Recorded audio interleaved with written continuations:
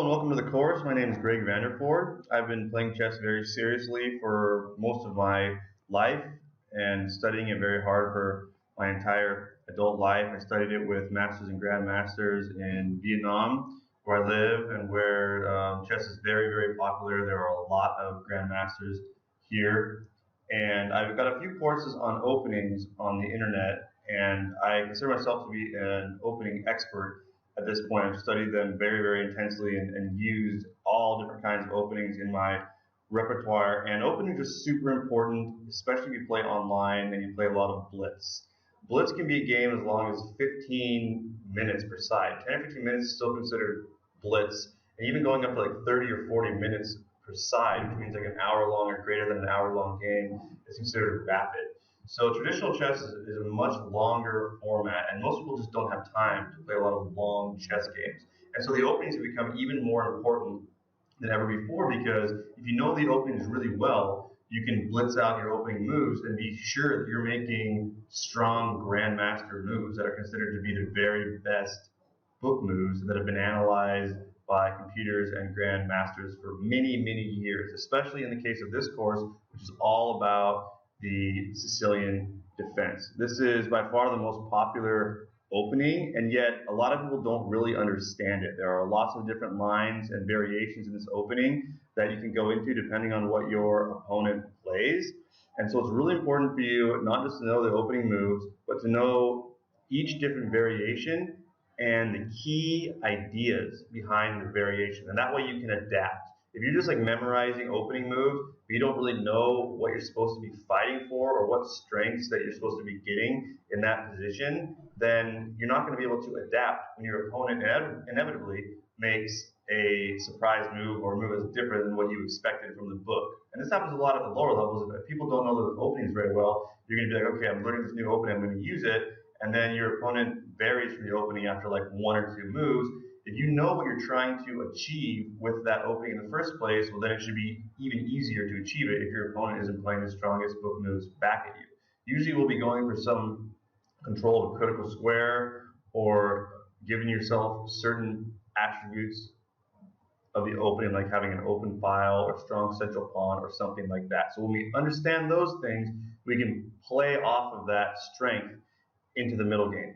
And in blitz games especially, when you know the openings really well, you save time and make the best possible moves. It gives you a big advantage on the clock and in the position. So it's really powerful in blitz and especially in lightning games. If you like to play like 1 or 2 minute games, which is just really, really fast, right?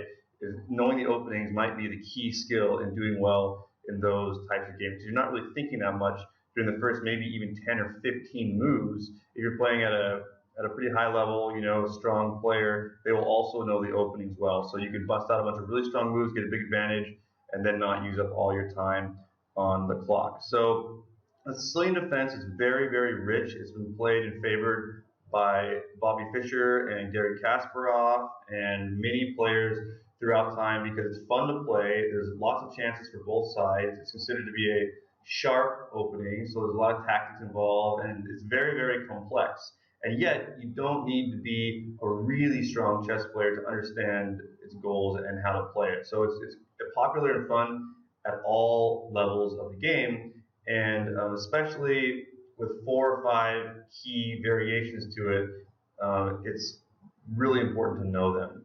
So we're going to go through the classic variation, which I'll just show you the moves for right now, and then we're going to go through all the most popular variations that you need to know, some of which your opponent would not be very familiar with, which is really good because then you will surprise them and they will be at a disadvantage, which is of course always our goal in the opening, is to get some sort of advantage, put your opponent on the back foot, give them a disadvantage. So obviously, if you're taking this course, you know that the move that starts a Sicilian defense for black is 1c5. Put your pawn on c5 instead of the typical e5, and you are seeking to be aggressive. You're counter-attacking in the center as opposed to just mimicking white's first move and having symmetry, which is considered a strong move, but it's more passive, whereas this is much more active. You're seeking active play as black in the Sicilian defense. But not only do you need to know how to play the Sicilian defense as black, you also need to know the variations of play as white when your opponent chooses to respond to e4 with c5. So we're going to be studying both white and black and how both should be playing and what you should both be trying to achieve in all the important variations of the Sicilian defense opening. So after c5, if we're going to go into the open Sicilian, later on in the course we're also going to study the closed Sicilian, which is a bit more popular at the higher levels of the game with grandmasters and stuff. It's more strategic, it's more closed position, and it's not quite as popular, although it can still be really fun to play. It can be a surprise weapon if you know the closed Sicilian really well for white, because black may not be prepared for the position that you're going to get. But the open Sicilian typically starts out like this. White will play knight to f3, black will play d6, and what makes the position an open Sicilian is that this move here, when white plays d4 and these pawns are traded off, it opens the board. If this move is not played, like instead if it's played to c3 or the knight comes out instead and these pawns aren't traded off, it will not be leading to the open Sicilian position. So we trade, and then black plays knight to f6. And the final move of the classic line of the opening of the Sicilian defense before it breaks off into other variations is white will defend the pawn on e4 with knight to c3. So this is the beginning sequence of the Sicilian defense. And after this, we can go into any number of variations. If black chooses right here to play g6, that means we're going to go into the dragon variation. It's my favorite to play. It's really fun. But at the very highest levels of the game, these days, the top players in the world, they almost always play the Najdorf or a similar line to that. It's been analyzed more deeply and it's considered to be more solid for black. But if you're not a grandmaster with a 25 or 2600 ELO rating, the dragon is a very viable weapon. It's really fun to play. You can get a lot of wins with black. It scores really well. It's just that it's considered to have like a few minor weaknesses to it if you're playing against the strongest players in the world, because they're finding like the absolute best moves all the time. And some of the top players have not scored very well with the dragon in the higher levels of tournaments and stuff. But since most of us aren't, obviously if you're taking this course, you're not a grandmaster, it doesn't really matter. So if you play g6, that goes into the dragon, and we're going to, of course, learn about this opening. It's going to be the first ones we cover because it's the most popular one to play. It's one of the most important ones to know for club players, which is what we are. We're certain club amateur players. Maybe we play in tournaments, play online. We have various levels of skill, and so this is an opening that you're going to see a lot. And so we're going to fianchetto our bishop, we're going to castle, and we're going to achieve certain things with the dragon opening and that line. Okay, but if we don't play that, if we choose instead to go e6, this is considered to be a very, very solid opening. It's called the Scheveningen variation, and what you're basically doing is you're setting yourself up defensively for white's oncoming attack. You're basically going to almost let them attack. If they play properly, they're going to play f4 here, or they're going to set up something that we call the English attack. I'm going to show you later in the course. And they're going to try to attack your king. But when you have your pawns here like this, you can set up your situation in such a way that you can kind of nullify their pawn storm. And then once their attack fades, in theory, then you will have a counterattack on the queen side. And that's the purpose of the Scheveningen. And it's just very solid, and it gives you a good position no matter what. A lot of these defensive solid openings also lead to really good endgames for black, which means that it might favor you to trade off a lot of pieces, because when you go into the endgame, you've got really good pawn structure, and you should have an advantage in converting once you get to an endgame. So we'll talk more about that later in the course. And then we're going to look at the very popular amongst GMs, Najdorf, the Najdorf variation. So when you play a6, this is the popular line.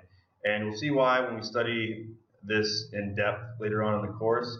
Putting this pawn here, it stops not one, not two, but three pieces of white from coming down here and making a check or getting the knights to make threats.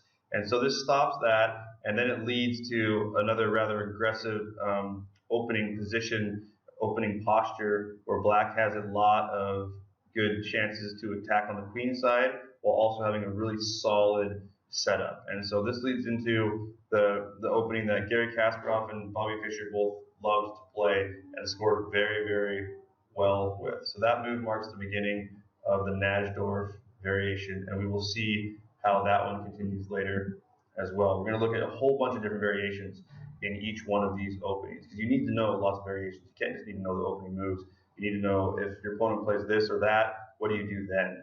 And then finally, we're going to look at the closed Sicilian. So as I mentioned, if somebody doesn't make this d4 pawn move and trade right here, what type of an opening are we going to have? Normally the closed Sicilian will actually start out with white playing their second move, knight to c3 instead, because they're aware of the fact that these open Sicilians have a lot of chances for black and a lot of dynamism in the position for black. That's why we choose to play the Sicilian defense. So when they play the closed position, they're trying to take all that away from us and go into a more tame and strategic type of position. But that's fine. If we know this opening as well, we play knight to c6 instead, and usually both sides will fianchetto the bishop, and you're going to be playing a different type of setup, and most of the time black will not be all that familiar with the closed Sicilian. So they may not know exactly what to do, and that gives you an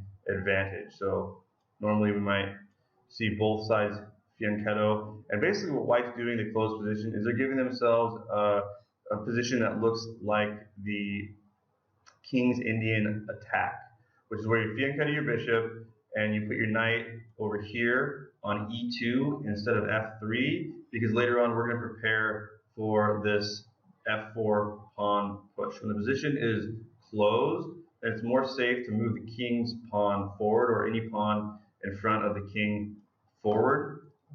And so I'm going to show you guys how later on in this position we're going to be able to play this move at the appropriate time, and we're going to attack the king. So even though this is the so-called closed Sicilian, if white knows how to play properly, white gets a really good attack anyway, even though black's trying to avoid that aggressive pressure from white and keep the position closed.